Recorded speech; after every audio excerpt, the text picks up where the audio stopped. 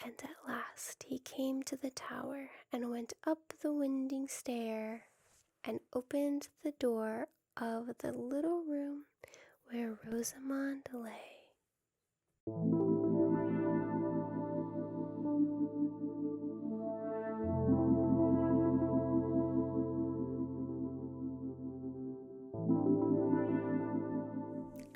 Hello, I'm Anna, and I'm going to be reading The Sleeping Beauty from Grimm's Complete Fairy Tales. Keep in mind, these fairy tales are very old, so there's some old English in here. Trying my best to pronounce everything. Okay.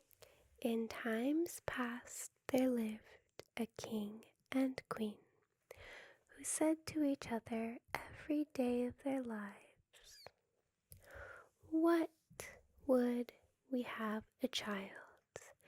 And yet they had none.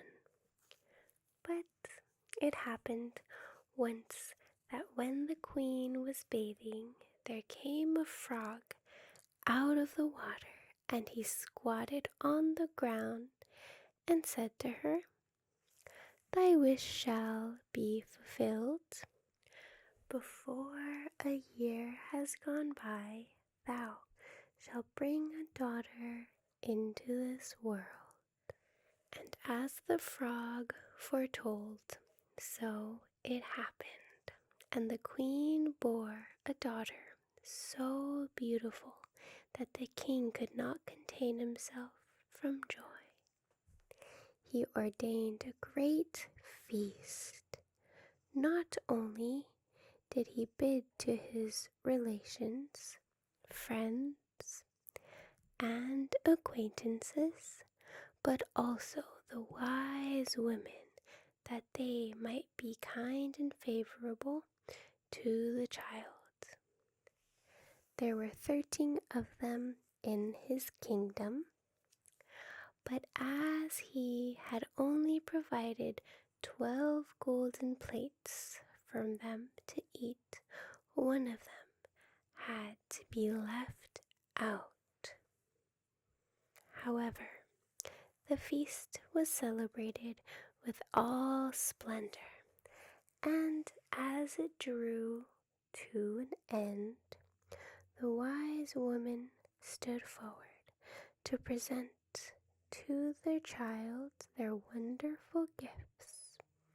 One bestowed virtue, one beauty, a third riches, and so on, whatever there is in the world to wish for.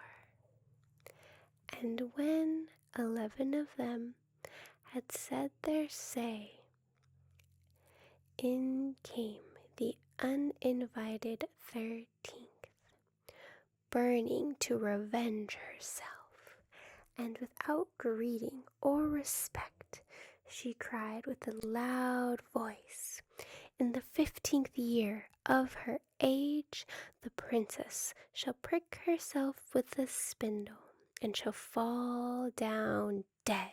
And without speaking one more word, she turned away and left the hall. Everyone was terrified at her saying when the 12th came forward, for she had not yet bestowed her gift.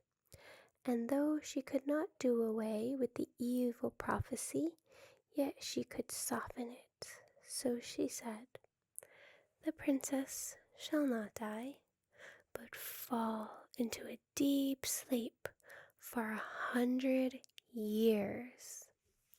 Now the king, being desirous of saving his child even from this misfortune, gave commandment that all the spindles in his kingdom should be burnt up.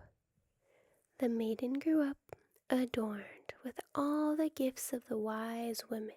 She was so lovely, modest, sweet, kind, and clever, that no one who saw her could help loving her.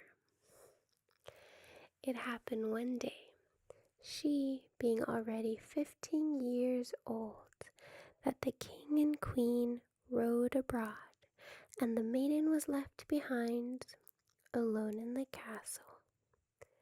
She wandered about into all the nooks and corners, and into all the chambers and parlors, as the fancy took her, till at last she came to an old tower. She climbed the narrow, winding stairs, which led to a little door with a rusty key sticking out of the lock. She turned the key and the door opened, and there in the little room sat an old woman with a spindle, diligently spinning her flax. "Good day, mother," said the princess. "What are you doing?" "I am spinning," answered the old woman, nodding her head. "What thing is that twists round so briskly?" asked the maiden. And taking the spindle into her hand, she began to spin.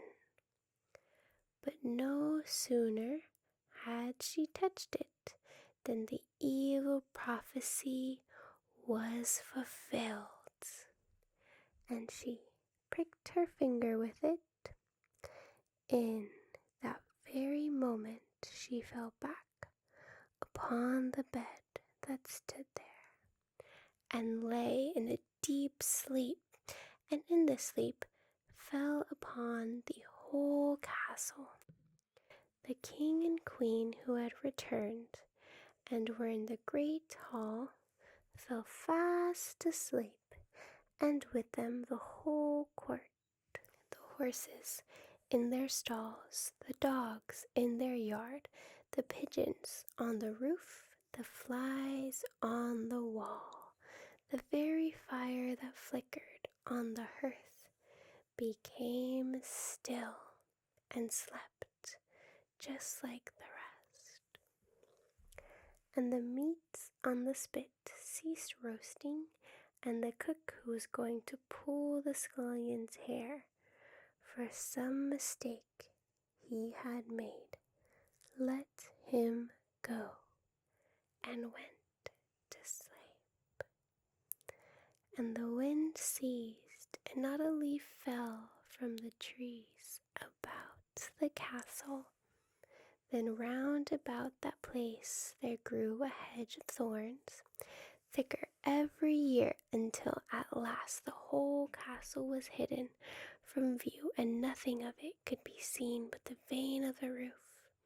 And a rumor went abroad in all that country of the beautiful sleeping Rosamond, for so was the princess called. From time to time many kings' sons came and tried to force their way through the hedge, but it was impossible for them to do so, for the thorns held fast together like strong hands, and the young men were caught by them, and not being able to get free, there died a lamentable death. Many a long year afterwards there came a king's son into the country, and heard an old man tell how there should be a castle standing behind the hedge of thorns, and that there a beautiful enchanted princess named Rosamond had slept for 100 years, and with her the king and queen and the whole court. The old man had been told by his grandfather that many kings' sons had sought to pass the thorn hedge, but had been caught and pierced by the thorns, and had died a miserable death. Then said the young man, "Nevertheless, I do not fear to try. I shall win through and see the lovely Rosamond." The good old man tried to dissuade him, but he would not listen to his words, for now the 100 years were at an end, and the day had come when Rosamond should be awakened. When the prince drew near the hedge of thorns, it was changed into a hedge of beautiful large flowers, which parted and bent aside to let him pass, and then closed behind him in a thick hedge. When he reached the castle yard, he saw the horses and brindled hunting dogs lying asleep, and on the roof the pigeons were sitting with their heads under their wings. And when he came indoors, the flies on the wall were asleep. The cook in the kitchen had his hands uplifted to strike the scullion, and the kitchen maid had the black fowl on her lap, ready to pluck. Then he mounted higher and saw in the hall the whole court lying asleep, and above them, on their thrones, slept the king and queen.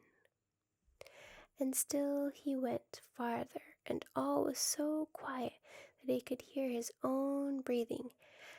And at last he came to the tower, and went up the winding stair, and opened the door of the little room where Rosamond lay.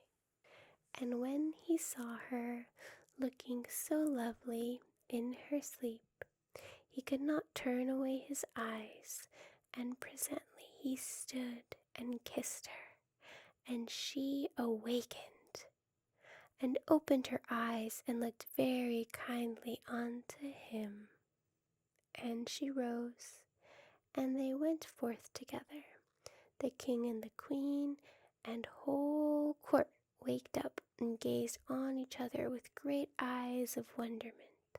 And the horses in the yard got up and shook themselves.